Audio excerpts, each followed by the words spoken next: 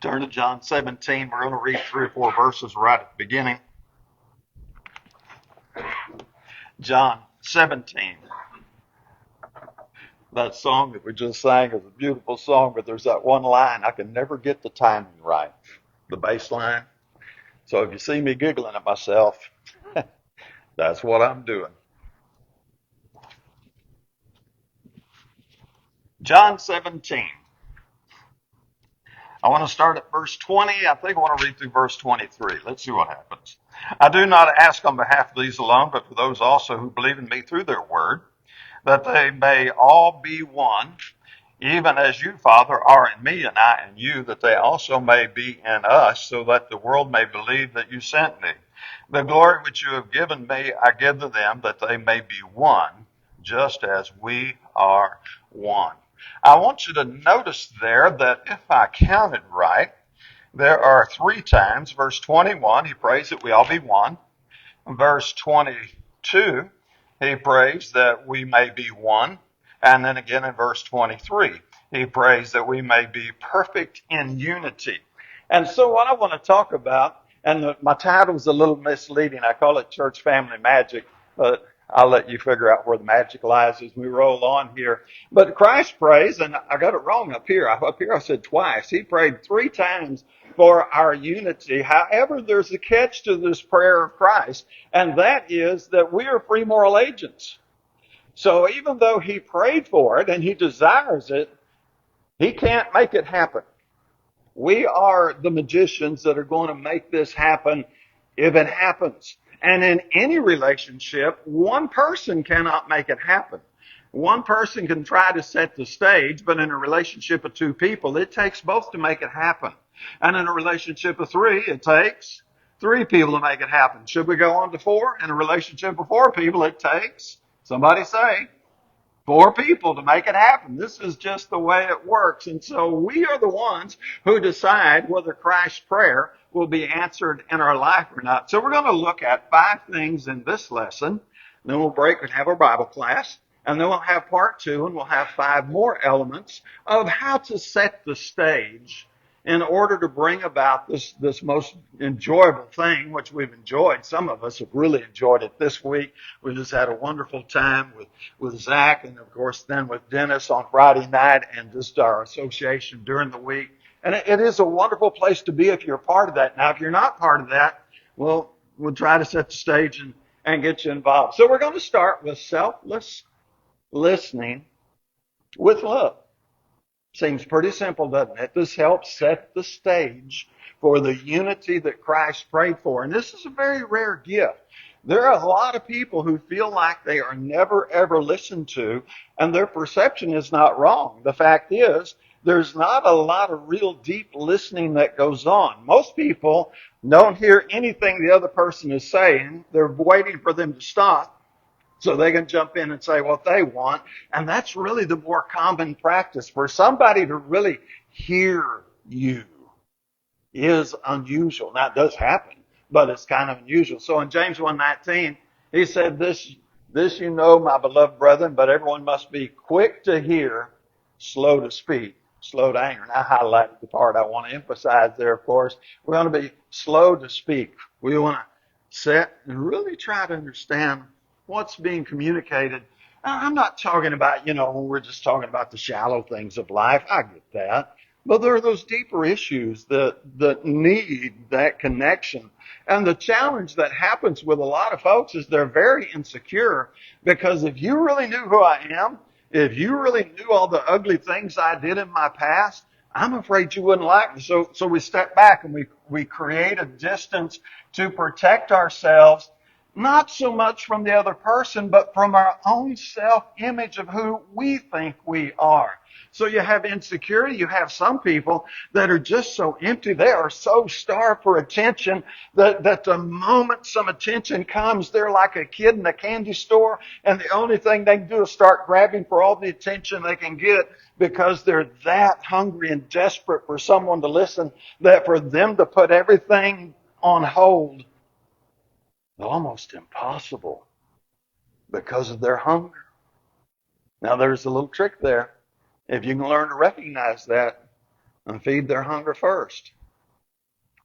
Then they may relax and be able to listen. Now, it's a little more complicated than that, but we'll leave it there for right now. And then you have people that are pursuing hidden agendas. You know, these may be rather trivial little agendas, or they may be very deep, important agendas, or dark agendas. You know, it's just all over the place. And they're not going to hear anything somebody else says because they are constantly in their mind playing the chess game, trying to look where they can move and how many moves ahead they can move and set somebody up to get somebody postured over here so they can have their hidden agenda over here. And of course, that's not really listening to somebody. That's called manipulation. And of course, that doesn't work anyway. How many of you love to be manipulated? No takers? Okay, just for a little trivia. When you go to the chiropractor, he manipulates you. Now, how many of you like that one? I've never been to the chiropractor. I don't know, but it sounds like that might feel good. But generally, manipulation, we don't like that. So we got to be slow. We got to listen. Solomon said, he who gives an answer before he hears it, it's folly and shame. And if we become those people who don't know how to listen in the moments when listening does really become important, then it's folly and shame unto us. So Romans 12:15, as Chris mentioned in the note that we just had read, we rejoice with those who rejoice, we weep with those who weep. And that means there's got to be not just a sympathy, but more of an empathy. And so you really hear what's going on, whether it's joyful, you know, like somebody had a new baby, somebody's getting married, somebody has some major life change, or, you know, there's tragedy that happens, and we get together and we connect on that level. And how do we do it? Primarily by listening, by sharing at an honest level.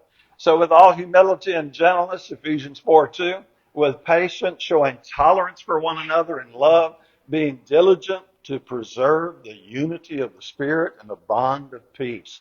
And so this unity is something we are going to be diligent about, and setting the stage, of course, is going to be listening, because listening is really, think about it, this is where the connections are primarily made.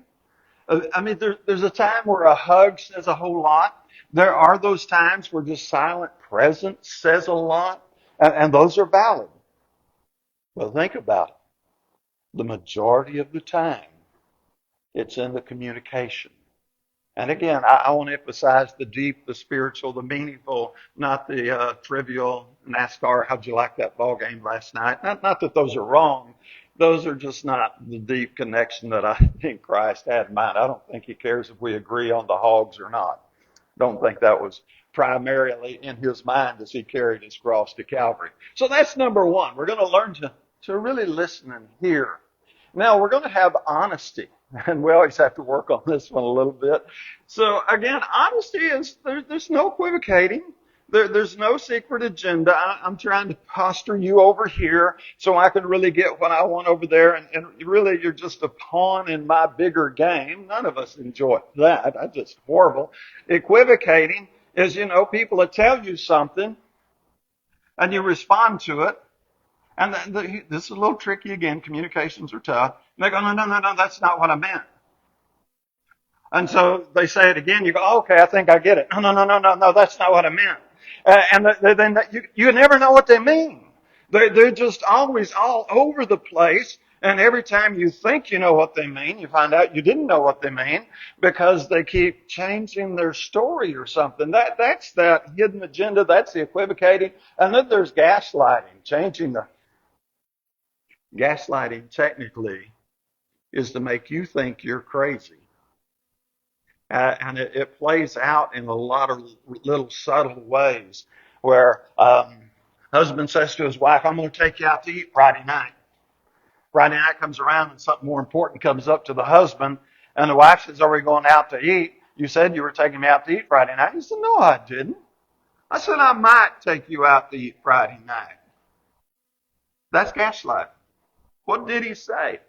Did he say, I will take you out to eat Friday night, or I might take you out? But since the human mind has trouble, now the woman's going, oh, I guess I'm the wrong one here. I misunderstood. No, she didn't. Gaslighting tries to make you think you're the wrong one and plays you like you're crazy. And there's a whole neat psychology behind that. Now, when we talk about honesty, we're not talking about being brutal and ugly. My joke is, I'm going to get in a little trouble for this. Do this one time, man. I think this will stop this one. Do these pants make me look fat? Or does this dress make me look fat? Well, you only get this one time. You go, honey, it ain't the dress. All right? Ladies, don't ask those kind of questions of men because men are just glad you're ready to go. Men, you say, hey, we're leaving at 5:30, and you come in at 5:25 and go, I'm ready to go. He doesn't care if you got overalls on. He's like, all right, we're going.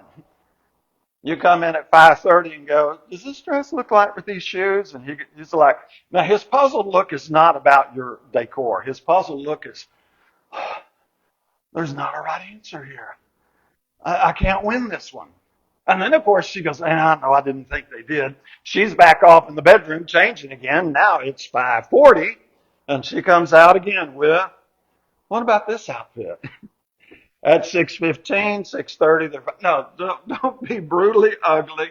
Don't be mean-spirited. That's not the kind of honesty we're talking about.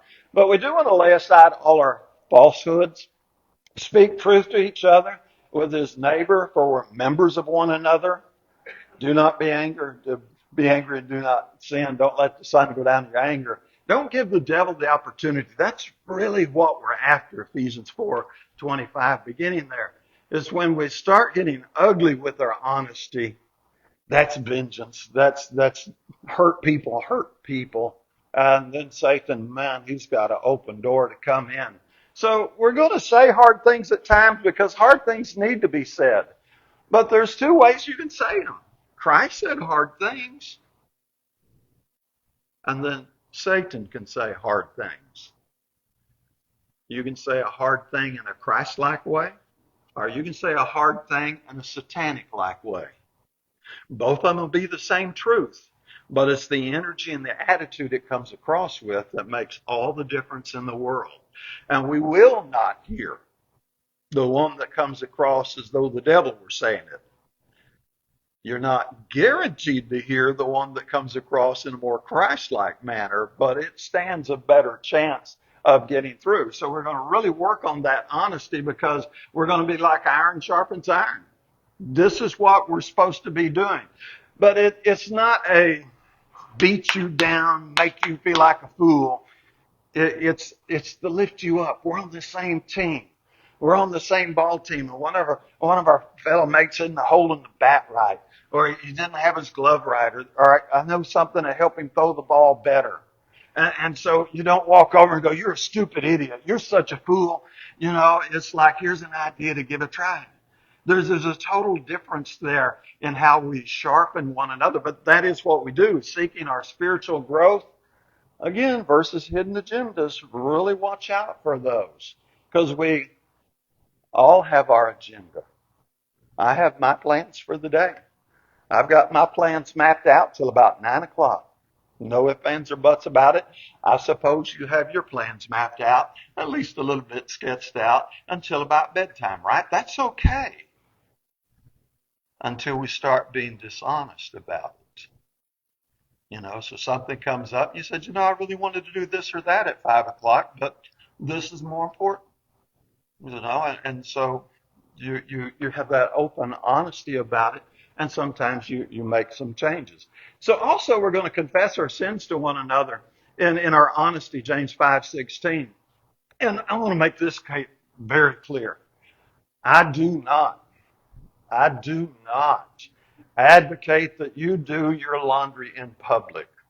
You will notice anytime somebody comes forward and they have issues in their life, when we're sitting on the pew right there and it's just the two of us and the rest of y'all are still singing the last song, we hear, as the minister or whoever's tending to the person, we hear details. We don't share those details. Those details are none of our business in general. That's between them and God and their situation. But you do need that person you feel you can confide in, that close friend. It may be a family member. You may have 2 or 3 of them if you're really super blessed. You may have the older person in your family, that old aunt, that old grandma that you can really talk to. That's wonderful stuff. And you may just have a good friend. that you can just sit and talk to and bounce ideas off of and share. But one of the things is sometimes we get to thinking, as I said earlier, if you really knew everything I had done since I was 13, it's ugly. And so we start hiding and pretending like, no, I never did anything. I never had any of that in my life. But the thing is I know that the other people have similar stuff in their life. Now, I know the details are different. I get that. But we all sin and fall short of the glory of God, right? And there's no sin that's overtaken you, but such as is common to man. So I know that when I look back at my set of sins, the things I did personally, and there have been 106 billion people on the planet, there's been about 105 billion people do the same sins I did. We're not that different. And while I don't want you to be too open with all the details, because some of the times that's not necessary unless we're working through a current event, maybe. But we do need that honesty that goes, look, I'm a sinner just like you, and I'm trying to figure out how I can get me to heaven. That's all I'm doing. And this is my experience, and this is what I understand right now. But I also understand two heads are better than one. So the other person can come alongside and go, well, you know, I'm a sinner too, and I'm just trying to get to heaven like you. And this is my perspective, and this is what I see. And now with the two of those, we can start to see things that I couldn't see by myself. And so when I talk about honesty, I'm certainly not talking about brutality at all, but that willingness to be open in appropriate situations where hearts can really make a connection, because that's where that unity really resides. So now we have that. Now we're going to number 3. We've got our gratitude, and gratitude makes a contribution. He says, in everything give thanks, for this is the will of God for you in Christ Jesus. We want to be thankful. It's all training. You can't get better without training. That's all there is to it. There's something in this situation for me to learn. I'm going to learn to be thankful. And when I learn to be thankful and I learn to express that gratitude, it's a mutual blessing, because Christ said it's more blessed to give than receive. How many times have you said thank you to somebody, expressed gratitude, and you felt dirty for it? Now, I guess it could happen theoretically, but it's really, really the exception, isn't it? When you express gratitude and appreciation, at the worst, you're going to feel like maybe your words fell on deaf ears. And even better, it's going to make you feel good to do good. Because pleasant words, as Proverbs 16:24 says, they're a honeycomb. They're sweet to the soul. And not just to the person receiving them, but to the person giving them. And let me ask you, I don't have this up here, but how much does it cost to say thank you, please, you're welcome, and basic manners? Zero. Nada. And yet I've known Christians who I would otherwise count as good Christian people, and this was in another state. He says, I don't tell people thank you for doing things they're supposed to do. It was just their duty. Okay. Guess what I did? I like recalibrated. I'm going to keep my distance from you. That's an ugly attitude. We'll talk about that in part 2 later on. So words are really, really powerful. They are powerful. So gratitude is going to be an expression of words. It can be a note, but don't expect somebody to read your mind. That doesn't work. I know it would be great if we were so united together that I just knew what you were thinking by just looking at you. I almost do with Sharon sometimes, but not always. You know, we have to express, and unless you've had that many years together, you really, a lot of it's just a guess in the dark. Now, I do believe there's such a thing as living in gratitude, and there are some people that just seem to radiate gratitude, appreciation, and thankfulness, that just seems to be everywhere, which is wonderful stuff. When it comes to gratitude, just understand God knew what he was doing, and I highlighted these because I think we lose it in the list. Be anxious for nothing, but in everything. I'm going to skip those 2 words. With thanksgiving. In everything. With thanksgiving. Philippians 4, 6, and 7. I'll let you go put it back in context. Then we're going to have to invest our time. So shallow acquaintances, and then you have deep, joyful acquaintances. And there's a lot of variation here on how many of those you can have. But Solomon said in Ecclesiastes 4:9, two are better than one. Hearty amen. Absolutely. If they have good return for their labor, for if either of them falls, one will lift up his companion, but woe to the one who falls when there is not another to lift him up. Furthermore, if two lie down together, they keep warm. Now, don't think that literal, okay? We're talking about close living life together. But how can one be warm alone? There are just things one person can't do solo. There's just a horrible mentality more among men than women. I'd say way predominantly more among men. That I don't need nobody. I'm a man's man. I can do this on my own. No, you can't. You can survive to the grave on your own. I'll amen that. But you can't live life to its fullest on your own. So he goes on, how can one be warm? And if one overpowers him who is alone, two can resist. And then that three-strand cord, that's not going to be broken quickly. And thus we come together and we find our strength and unity. But it comes from a quality time. Quality times come from your quantity time. So I'm going to tell a real quick story here. I'm going to keep it really short. Hope I don't embarrass my granddaughter too much. But we go out to Burger King almost every Thursday night. That's our standing date. And we sit there, and we'll be there, an hour sometimes, and sometimes longer. Sharon will be calling, going, hey, it's school tomorrow. And I'm like, she's homeschooled, don't worry about it. So anyway, and some nights, I don't mean this bad matter, but some nights the conversation is just kind of like, nah, this is fun. And then there's nights where it's like, oh, I don't know what happened. And I sit there and I look at those nights and I go, man, I wish I could make that happen every time. But I can't. But I know how to set the stage to make it happen. And by setting the stage, I mean, we have a standing Thursday night Burger King date. Grandpa, granddaughter date.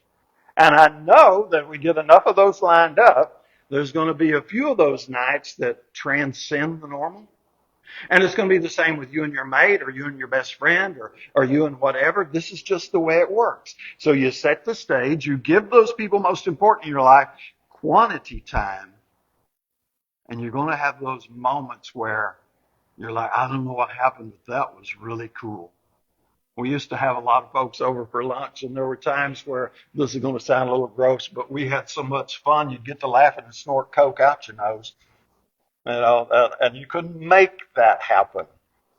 Well, Dwight Wilson was there then, so he was quite humorous. So what Satan does is he distracts us with a lot of busyness, and we're just so busy doing other things that are quote important that we're not even going to think about on our deathbed. But anyway, so you got to get to the what's profitable. All things are lawful, but not all things are profitable. All things are lawful, but not all things edify. So now I have my small little circle, and it is a very small circle. And I want to put time in there that is profitable.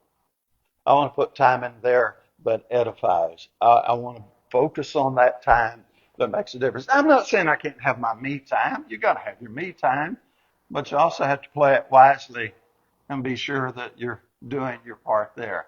So you're going to have some consistency. You're going to have time, and you're going to have presence. So invest it. You're going to reap if you don't grow weary. Galatians 6:9. I've run out of time, so let me just kind of skip over that. Instant harvests are going to be really rare. They don't happen. Now, if you get one, enjoy it. Go for that one. But the rest of the time, whatever you do your work heartily as unto the Lord, and you're looking past the person. And this is what Jesus prayed for, that we would become one so tightly knit together that we were like He and the Father are together. And we're going to keep that in mind. Now, I want to make one more comment before I go to the last one. And that is, psychologists think you can have 5 really close relationships. BFFs, whatever you want to call them. Maybe up to 12. That's kind of stretching it. Now, you can have lots of acquaintances and you can have friends that stretch out. And numbers vary, but most of us over a lifetime will know 1,000 plus people. But that inner circle is going to be somewhere between 5 and 10. And here's the sad part. There's a lot of people whose inner circle, and it's nowhere near 5. maybe one, maybe two, and it's heartbreaking. But there are people, when you talk about inner circle connection, they got none. Absolutely zero. Every acquaintance is a shallower, less connected, and that's heartbreaking. But don't spread your time too thin. You focus on those most important to you. Then we have forgiveness. This will be our last point for this lesson. Let all bitterness and wrath and anger and clamor and slander be put away from you, Ephesians 4:31. And when you do that, you foil Satan's plan. There was a denominational preacher, and he wrote a book called The Bait of Satan. And his basic premise is resentment is Satan's bait. If Satan can get you bitter, angry, or slandering, he's got a hope, and he can do something. So this writer's thing was, don't ever give Satan, don't take the bait. When he dangles bitterness, resentment in front of you, just go, no, I don't need that. I got better things to do. And if you can learn to do that, and it is tough because this is an emotional thing, then you will foil Satan's plan. And you get the mutual benefit of it. Again, it's better to give than receive. And then also there's what Christ said in Matthew 6:14. If you forgive others for their transgression, your heavenly Father will also forgive you. But if you don't forgive others, your Father will not forgive your transgression. Ow. The forgiving, that's done. I'm just touching the tip of the iceberg there. There's so much more we could do on that, but let's leave it there for now. Forgiveness and patience, that's just Christianity 101. That's kind of like kindergarten stuff. Colossians 3:12. He says that we have been chosen of God. We're wholly beloved. We put on a heart of compassion, kindness, humility, gentleness, patience, bearing with one another, forgiving each other. Because it gets emotional, it gets tough. Whoever has complained against anyone just as the Lord forgave you, so you also must do. And then we could weave in 1 Corinthians 13, that beautiful definition of love, which we won't right now. And Galatians 5:22, the fruits of the Spirit, all weave in perfectly, but we'll wind it down right here. So we have this magic of unity that Christ prayed for. It is totally 100% possible. Now, if you're doubting, then just start with one person. And if you're married, I think it ought to be obvious who you're going to start with, and then you can work out from there. If you're not married, then pick your BFF or whoever it is, and start learning to set the stage with the things we've talked about and things we will talk about. And remember, you're the magician. You're the one. Only you can make it happen in your life. We can do sermons on it. We can talk about it. But nobody else can come in and do it. It's you. You set the stage. And hopefully, the person you're setting the stage with desires to set the stage in the same manner.